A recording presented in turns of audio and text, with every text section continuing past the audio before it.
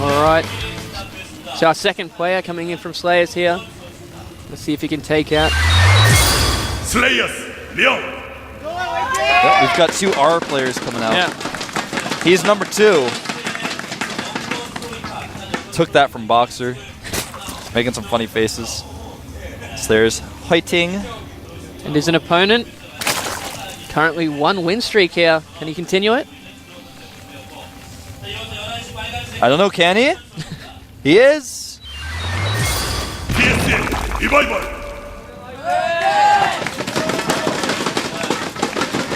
Cool bracelet. Got a lot of fans. That one guy, man. He's like putting it around his neck, putting it around his eyes. He thinks he is TSL Revival.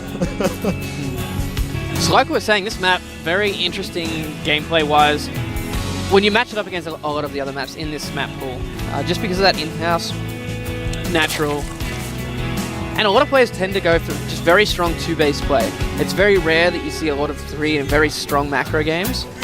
I think we might see a command center first from Ryung because he hasn't made his barracks yet. He hasn't sent an SCV to make one in the middle of the map, and 14 CC. But on the other side, Revival has chosen not to take that back natural, or the Rich Vespian Geyser. Yeah, that's really interesting. He might be choosing for a very quick third to take that spot there. It's a lot of players usually like taking it because of that extra gas. You optimize your drones or SCV placement, and but obviously, he is taking that in-house gas first because if you take the bridge gas when you take the front door expansion, you're going to be long-distance gas mining. But you know, well, that's why people usually put it exactly. Back, so. We're seeing the front one there, meaning he wants to get more out of it longer, and I think you're right. I think we will see a very fast third taking out the backdoor expansion. It almost doesn't make sense not to see that. Yeah, well, sometimes if you do that and you try to take a third as Zerg, it's very difficult to stop the pressure that's already coming. And this way you can establish a defense first and then take a very, very easy third. Exactly. That's so true. On top of that, you spread your creep towards your main a little bit faster. You don't have that weird time where the Terran has a lot of units out, you don't have any creep over there, and I think more and more in the future we will see Zergs try to take that outside expansion first for that reason. Yeah. But either way, I'm kind of curious on what Ryung's planning on doing as an overall game plan. Like we were saying before the match started, the Slayers knew that this could happen, so they'd have 2 players preparing to defeat Revival, and we said, it's interesting they're sending out another Terran. You put up some good points. Another point I'm thinking is there are a lot of talented Terrans on this team. There are.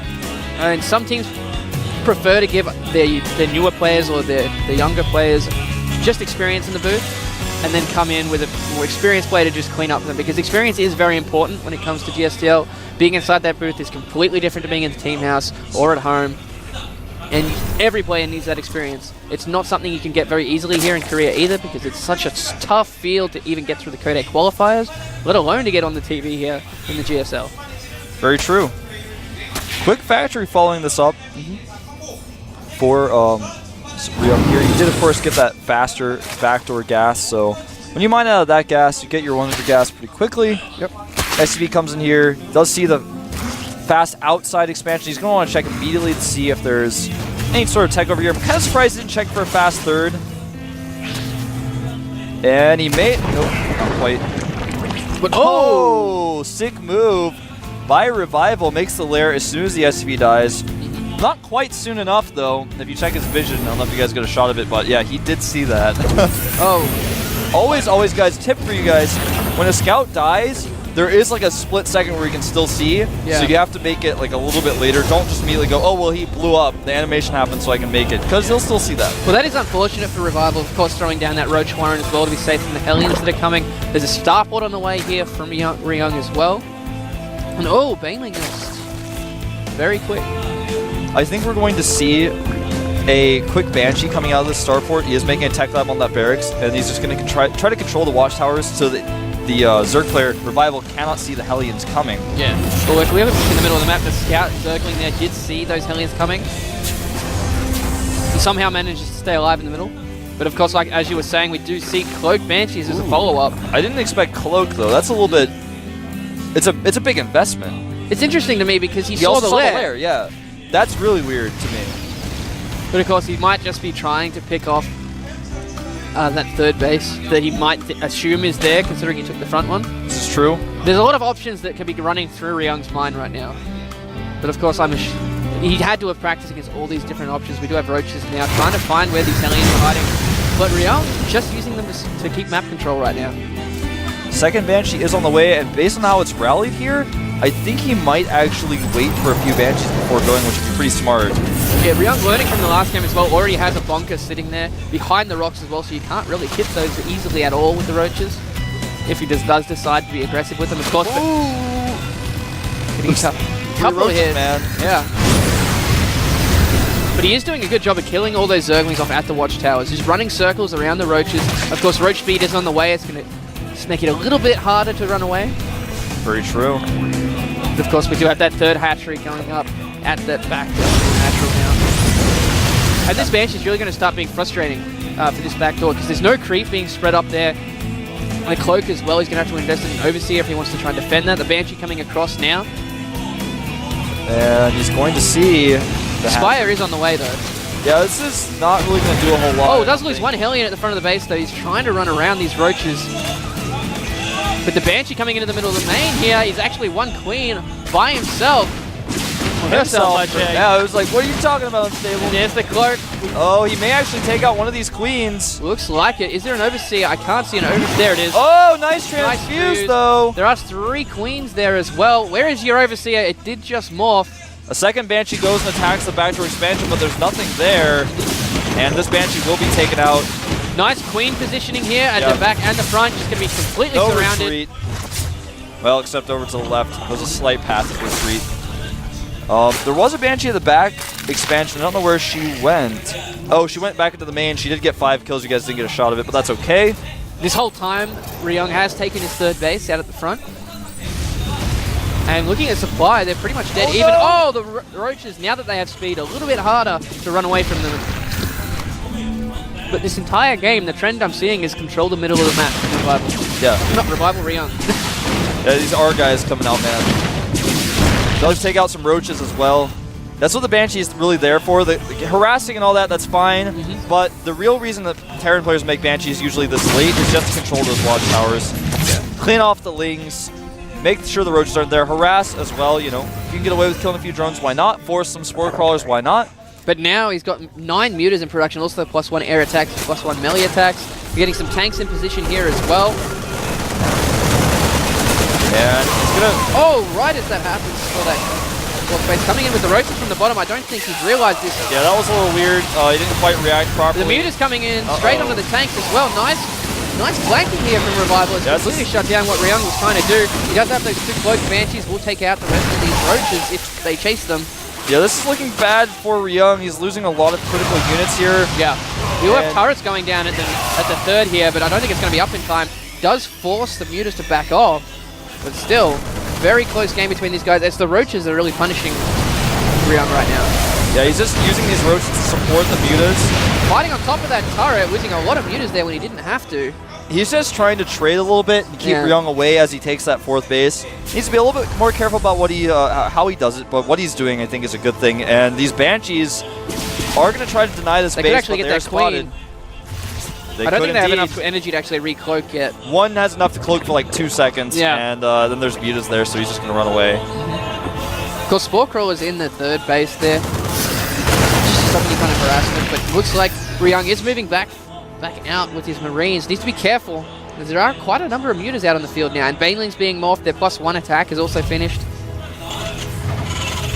Nice sensor tower placement here by Ryung as well, so we can see mutas coming into his 3rd base. He has to realize that Revival's taken that 4th again, because he saw it right as he was pushing forward. He knows he's just trying to decide exactly what he wants to do. Stims a bunch of Marines, runs forward, and... He's sitting on top of that creep, so Revival knows exactly where he is. Yeah, he just wants to scan and kill some tumors, it looks like. That's what he's going to do. Smartly does not stim a 2nd time. Look at that creep spread. It looks like he's organized creep. Well, he did have 3 queens very early, so one of them is going to bounce. Uh-oh. It's a lot of mutas there now. Cloak just really didn't pay off very well for him. And I think it was maybe too much of an investment early on. Needs to be careful here. The siege There tanks are a lot of mutas, though. but there is a good amount of Marines. As long as he doesn't get caught off guard by the Yeah. banelings, he should be able to be able to clean those up. He's got to be very careful where he puts his Oh, tanks. what is that one Whoa. muta doing? Yeah, you got to be careful. You don't want those mutas to do that. Bad things happen. +2 flyer attacks on the way for Revival, but 2/2 infantry upgrades as well as +1 vehicle weapons on the way. For Oh, looks like Ryung, he's gonna he's go going to for it. target down some of these siege tanks. Well, They're- all the banelings run in first, not the lings, and he's now running all his Marines back. All the banelings just torn apart by those siege tanks there. Yeah, that's looking very good for Ryung, that particular engagement anyways, but Revival has taken a 5th base. It's finishing up here. Ryung looks like he wants to prepare to get aggressive. He's destroying the rocks, as well as making another command center, so he's going to expand as he moves forward here. Well, Expanding towards his opponent smartly. Yep, and it will also reduce the distance it's going to take for him to get to that main random Bad rally, Muta. Get out of here. transfusing a couple of those as well, but he's going to have a hard time considering those siege tanks are up the cliff now, and these Marines moving forward. Just trying to scare some of these earlings out. Whoa! Those banelings, I don't even know what happened to them. They like attacked each other. That was And here come the mutas coming in from the north, though. I don't think there's enough to take out these Marines. The wings of Bangley coming from the back as well. Some more mutas. I don't think he's... Oh, that was the worst possible angle to attack with those Yeah. banelings, but doesn't matter. He got a lot of mutalisks there. We're looking at the same supplies anyway. He's just going to have to survive this counterattack that's going to be coming very quickly here from Revival. Does get one many back. This is a pretty close game. It's a lot closer than it appears. Right now, it looks like Revival is just owning it up, and Ryung can't really do a whole lot. But the thing is, now Ryung has a really scary army. He cleaned up, like you said, about half of those mutas, and that means he's not really scared about counterattacks as much as he used to be, and so he's just going to get aggressive. Well, he does have that Thor there as well.